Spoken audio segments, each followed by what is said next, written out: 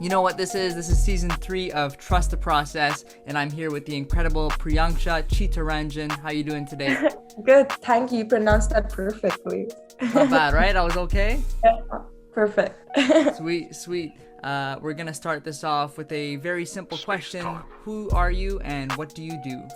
That is not simple, Kyle. That is the most difficult question. All right, I'm Priyangsha. I'm from India. I moved here 4 years ago for school, just graduated. I was in New Media and Ryerson University.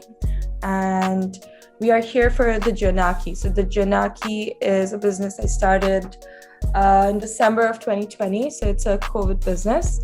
And Jonaki is basically poetry through handcrafted jewelry, just to like encapsulate it into like a few words. Yeah. Really cool. So you started it December of last year during COVID, Yep. completely online, correct? Exactly. It was like completely on a digital space, but once things started opening up in Toronto, I started doing markets. So especially in the summer, I was doing markets at Kensington, but now holidays are here. So we're doing a few markets at Little Canada and then a bunch of cafes. So that's going to be fun. Sweet, awesome. Yeah. So I wanted to ask you, where did your journey in the creative arts begin? So where did you find this inspiration to perhaps start crafting jewelry, necklaces, and other products? This is actually a really funny question to me because it's like a running joke in my family that I never wore jewelry growing up. Like my parents, my mom especially, would force me to wear earrings and I would just always have to take them off. But I feel like growing up, especially coming to Canada, and like I feel like once you turn 18, you just realize so much about yourself and all of that shenanigans. And then I started realizing how like jewelry and the things you wear can not define who you are, but it basically it's a way to show your personality. And I feel like that's how I started like wearing jewelry. Yeah. But arts and crafts has like always been a thing in my life since I can like remember, since I was like born. I was born like crafting something, perhaps. When did you decide to turn this hobby of yours into a business? I know you mentioned it was during COVID, but what did that kind of situation look like for you? Oh, for sure. So in the beginning, when I was making jewelry, it was super small scale. I never thought I'd want to make it a business. I was just doing it for myself because we were all locked up at home. I just wanted to learn a new skill. You know, when you're like, what am I doing with my life? I'm at home. I'm not doing anything. You feel really incompetent. Is that the word? Fair, yeah. Incompetent. So I wanted to learn a new skill. So I started making jewelry for myself. And then I started wearing it out. And like, I realized when I was wearing it out, like to work and stuff, customers would come in and ask me where my jewelry was from. And I was like, this is a business idea. Absolutely. Yeah, that's how it started. That's like the transition was basically when I started wearing it out and when people started asking me so many questions about it. So that would be when I was like, okay, business time. Cool. Yeah. And then what did like the first step look like then? Did you like kind of establish a social media first, website first? Great question. So I have zero business knowledge. And I was like, I want a business, but like, where do I begin? So I was very fortunate because my boyfriend was working for Shopify at that time. Nice. And he gets a bunch of like Shopify stores for free. So he was like, I've not used any, so let's start with yours. So he basically took charge of the business aspect of it, like the website, the coding aspect. I just had to do the photography and like all the writing, the meaning behind each piece. And then social media was my baby. So I was doing social media. So I'd say we started with our Instagram page, but we made sure it like went hand in hand with our Shopify account because once we like launched, we wanted to make sure that our website was also ready for launch. Yeah. The name, the Jonaki, is very cool to me. I'm not sure. I know there's a significance behind it. I was wondering what that was. Yeah, so it took me, I think the longest thing in the whole process of making my business was finding a perfect name. I found a bunch of names, but it just didn't click. Yeah. And then at the risk of sounding a little pretentious, I wanted everything I do in my business to have meaning behind it. So having the name was such a big aspect of it, because that's the first thing you come across, or people hear, like word of mouth and stuff. And I wanted something that sticks. I wanted meaning behind it. So the meaning behind it is, back at home, I'm from a very small town called Guwahati in Assam, in India. And the apartment I grew up in is called Jonaki. And Jonaki also means firefly in my language. And like, I was in boarding school for a few years, and Jonaki, since it means firefly, so really, I'm not kidding, we had like a sea of fireflies back in boarding school. We could like walk by. It was just magical, beautiful. Yeah. And I met my closest friends in like a sea of fireflies. Wow. So I was like, I wish I could show you a picture. It was really hard to click. So I wanted Jonaki to mean friendship and growth through a firefly. Yeah. Wow. That's deeper than I thought it was gonna be, Oh, which is crazy. If you have that picture, yeah, definitely send it. I'll pop it somewhere in the video, because that sounds incredible, like from a Disney movie or something.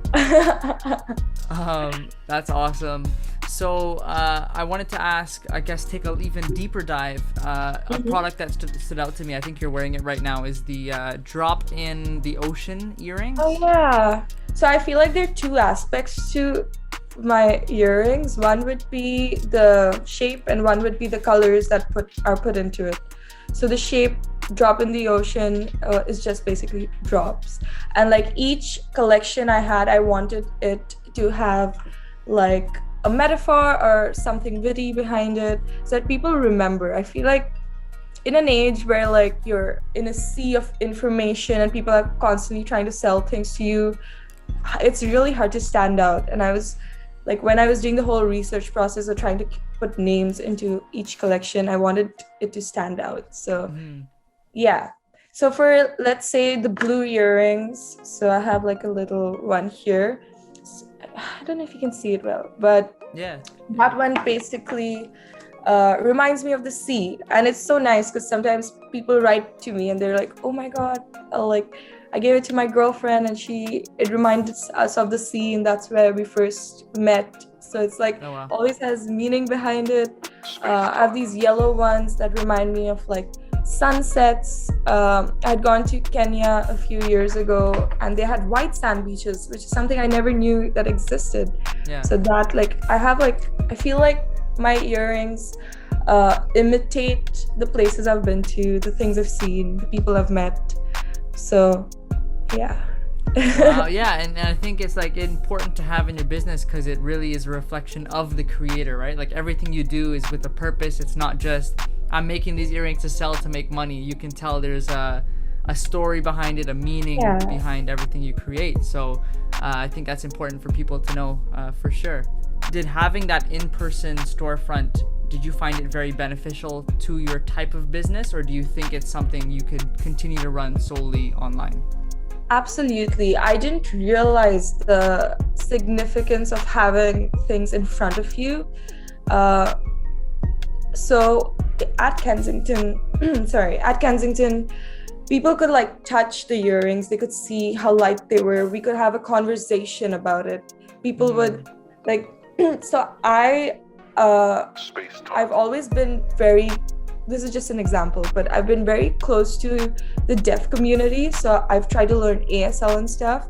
And so one story that comes to my mind is, there was this customer and we were talking about my earrings and my necklaces, and I sell a lot of butterfly necklaces.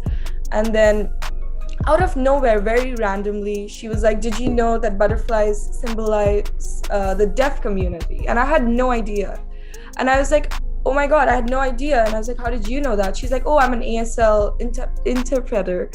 And then we started signing and everybody was just staring at us. But it was so intimate, because I feel like there was a newfound meaning that came into my earrings. So like, it's not even my experiences. Sometimes it has so much meaning with the people I'm meeting through it. Like they're giving their own perspective and their own meaning to the work I make. And I think that's also such a huge part of Jonaki.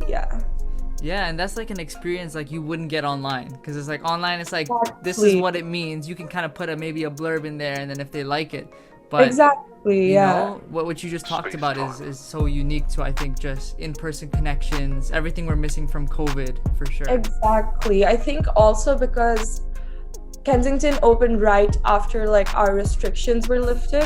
So Yeah. everybody wanted that connection with like that human connection. And so there were so many people out, so many people supporting local businesses, so many people just listening better and like being more open to share, I feel. So that was very wholesome. What would you say was the most challenging part from ideation to creation to where you are now, and how did you handle it?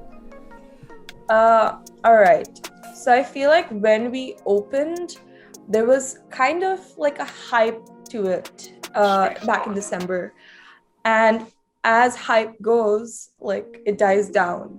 So there's always, I feel like one thing about my business, which I've not found a solution to right now, is how to keep it consistent because you hype it up and then there's always that.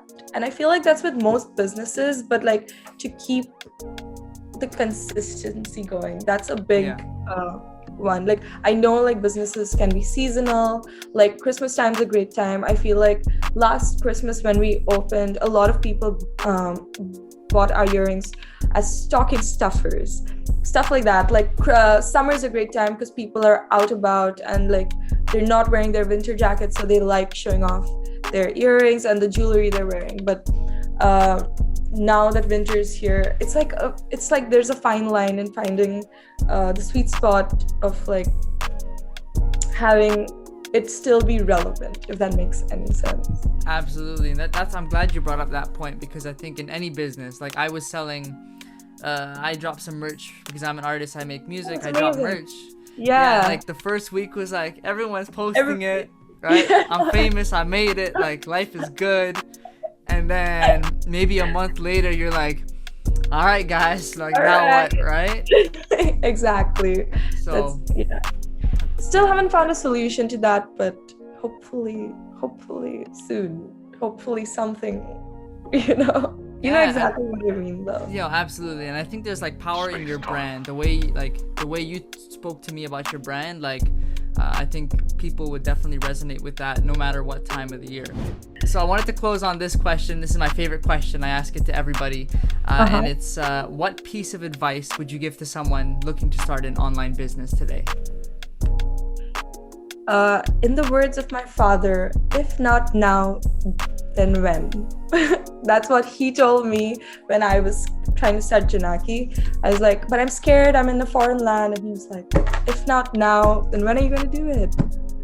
There it is. There we That's go. the key. If not now, if not now, when?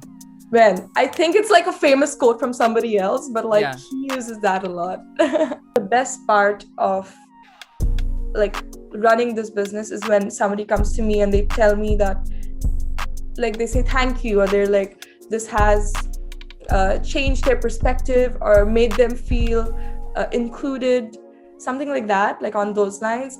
I feel like it's all worth it, like all the hard sure. work, everything's worth it.